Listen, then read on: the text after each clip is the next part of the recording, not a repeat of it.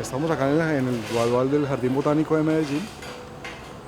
Llevamos unas 30 fotos para poder, digamos que descubrir el lugar que más se parece a lo que hay en el fondo de la obra. Es el fondo del Virtu. El Virtu es como un obispo, un cardenal, tal vez por el color de su indumentaria. Esa presencia religiosa ha sido manifiesta en el arte, de alguna manera, en algunos artistas, de manera irónica, burlona, satírica, y en el caso, diría yo, de Botero, es tomada de una manera muy respetuosa. La fe ha estado presente en la vida de la humanidad, la relación con los dioses ha estado presente en la vida de la humanidad y por lo tanto pues, ha sido una temática recurrente en el arte. Ya casi, ya casi. Mucha parte del clero estaba vinculado directamente con el poder, ¿cierto? Cuando un cargo eclesiástico no se asume desde el servicio, corrompe la institución. 3, 2.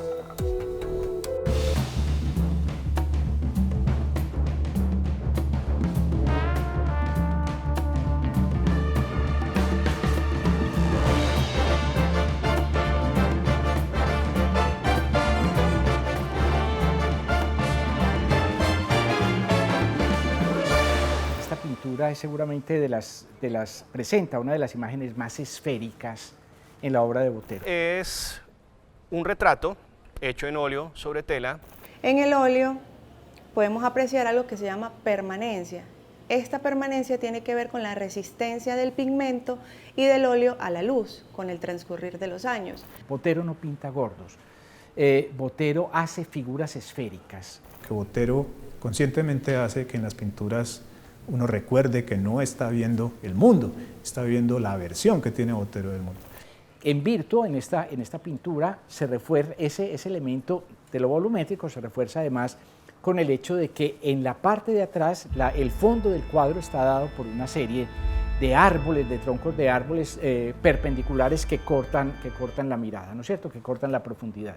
Entonces, el cuadro se desarrolla, la figura se desarrolla, el volumen se desarrolla hacia nosotros, entra en nuestro mundo.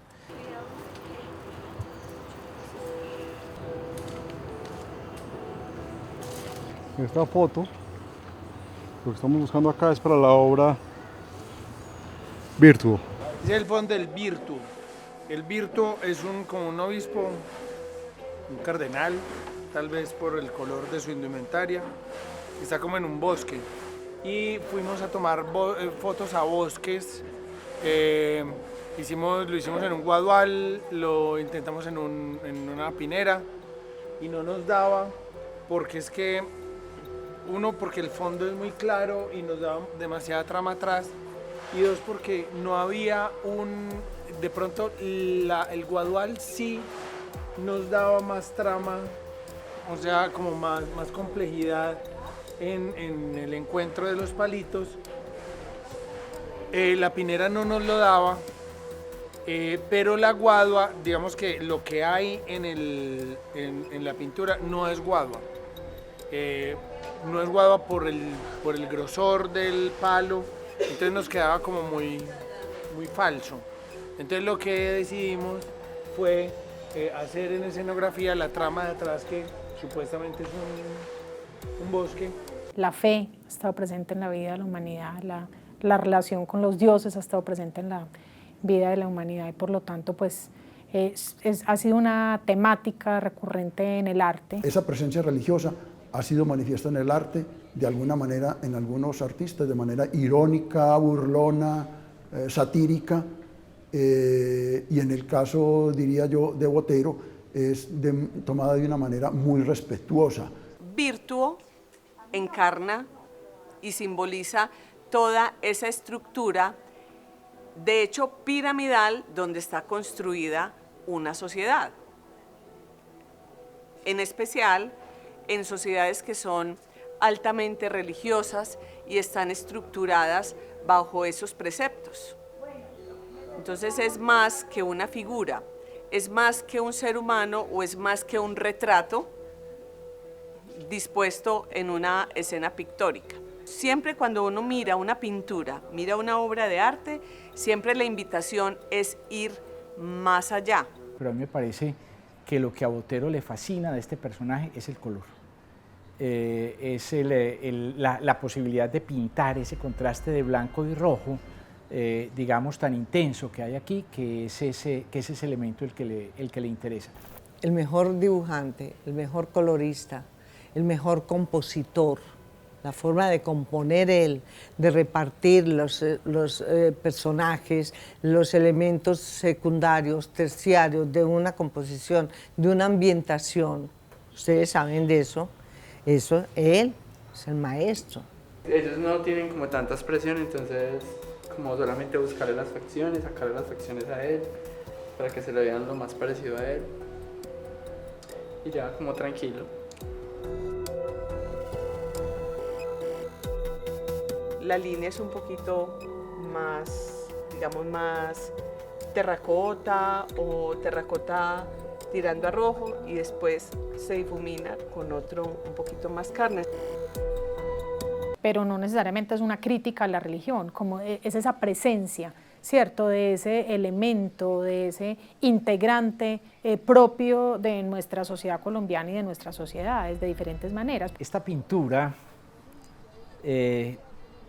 pertenece a una serie, hay varias pinturas de Botero que representan estos cardenales. Botero siempre ha comentado que la Medellín en la que él nació y creció estaba básicamente dirigida por el alcalde, al cual se le tenía respeto como si fuera el rey de la ciudad, y al cura o al obispo que se le veía como si fuera el papa de la ciudad. Entonces para él las dos grandes figuras en una ciudad como Medellín en los años 30 y 40 eran el alcalde y el cura de la ciudad. El jerarca católico es un principio de orden por encima de lo que van a hacer las autoridades municipales.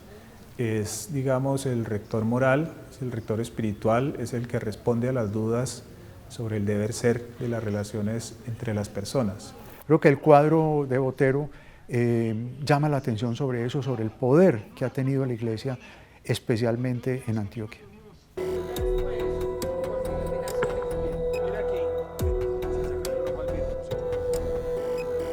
Yo creo que es una manifestación de esas tradiciones culturales desde la religión, la importancia y el impacto del adoctrinamiento, de la cultura religiosa que tenemos los antioqueños y los colombianos en general. Este es el país del Sagrado Corazón y la religión hace parte muchísimo de muchas de las tradiciones. Entonces creo que representarla, llevarla a sus obras es algo muy importante.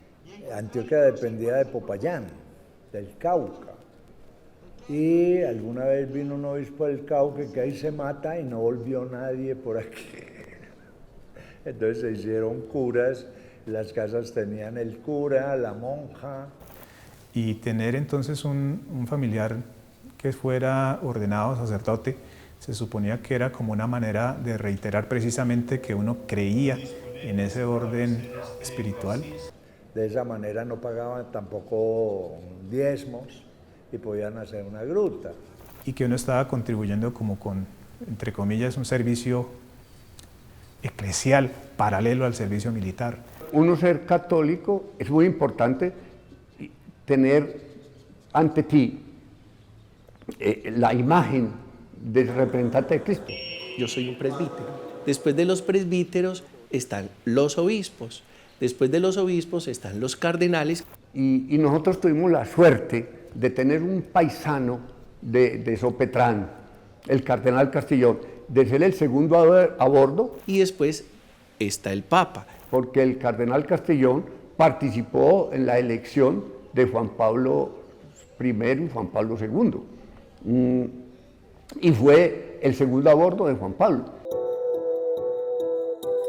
El arte es transversal a todas las situaciones de la vida, entonces no me sorprende que llegue a este momento de llevar a escena una obra del maestro Botero, de que podamos llevarla a personajes, de que podamos interpretarlos o reinterpretarlos o tratar de acercarnos a esas pinturas, imaginándonos ese momento de creación, imaginándonos la visión del artista.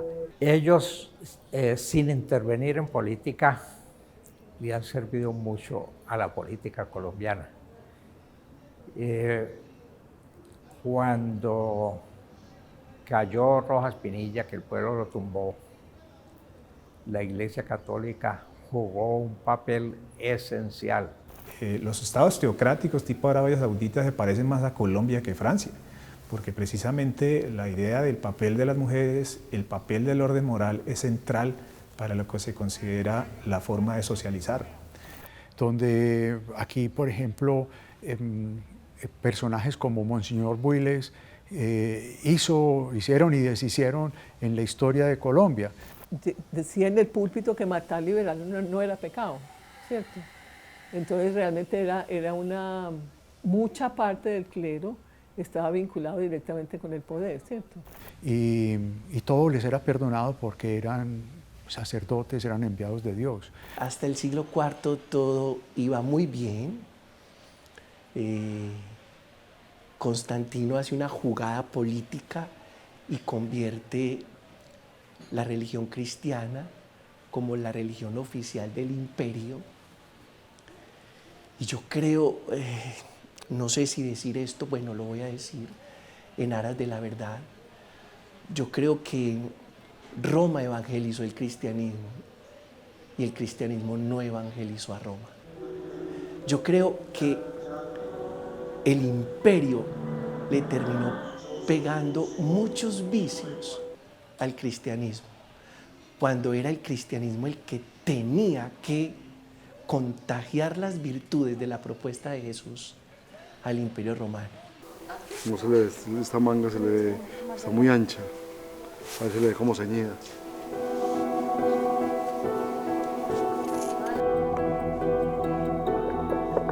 El cuello está relleno y el cuello no puede ir relleno.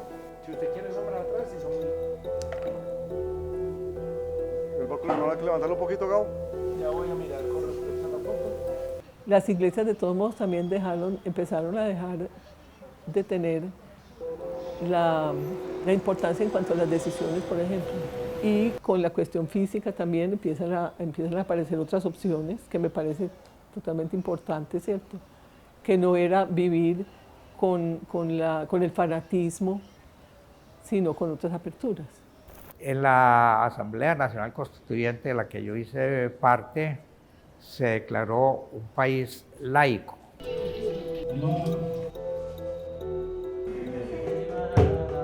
La Iglesia reacciona como hizo con las reformas liberales del siglo XIX, con las reformas liberales de la década del 30, no, digamos, va a estar como muy en sintonía con esa apertura liberal de la Constitución del 91. Ese papel de la Iglesia se ha ido resquebrajando un poco por los grandes errores que ha cometido la Iglesia y personajes emblemáticos que aparecen en la televisión y que dan la misa y que las señoras adoran o adoraban, empiezan a ser cuestionados porque han hecho cosas que no se pueden hacer.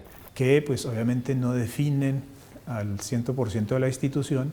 El problema era que la institución cubría eso para, digamos, no deteriorar su legitimidad. Cuando un cargo eclesiástico no se asume desde el servicio, corrompe la institución, la corrompe y traiciona el proyecto de Jesús de Nazaret.